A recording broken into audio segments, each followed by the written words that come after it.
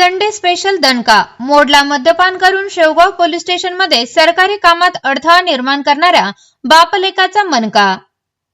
शनिवारी मध्यरात्री आणि रविवारी पहाटे शेवगाव पोलीस स्टेशन मध्ये दुडगूस घालणाऱ्या व सरकारी कामकाजात अडथळा निर्माण करणाऱ्या लवाट बापलेकांना शेवगाव पोलिसांचा हिसका। एका आरोपीस अटक, 2 आरोपी फरार।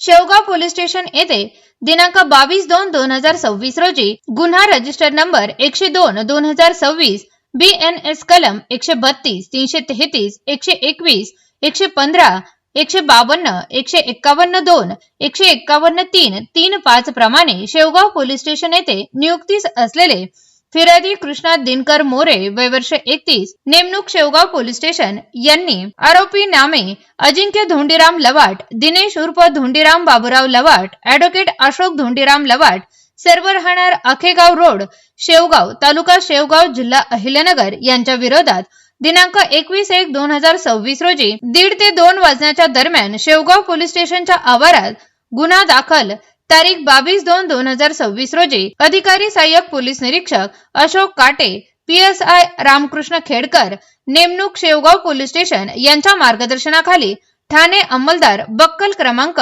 1177 NA मरकड नेमणूक शेवगाव पोलीस स्टेशन, बाजीराव सानप नेमणूक शेवगाव पोलीस स्टेशन फिर्यादीत दिलेल्या सविस्तर हकीकत अशी यातील आरोपित यांनी संगनमत करून त्यांच्या ताब्यातील वाहन क्रमांक MH16 DG 3303 यामध्ये येऊन शेवगाव पोलीस स्टेशनच्या गेट समोर वाहन उभे करून खाली उतरून फिर्यादीस लाथाबुक्क्याने व हातातील काड्याने मारहाण केली।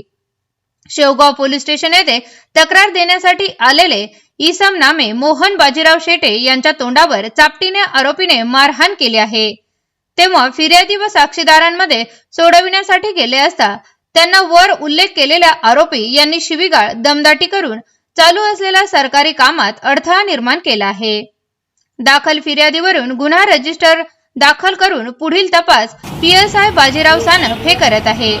न्यायालयाच्या आवारात आरोपीला हजर करताना त्याच्या समर्थक सहकाऱ्यांनी शेवगाव पोलीस स्टेशन जाळून टाकण्याची भाषा वापरली। त्यांच्यावर न्यायाधीश आणि पोलीस प्रशासन काही कायदेशीर कारवाई करणार का?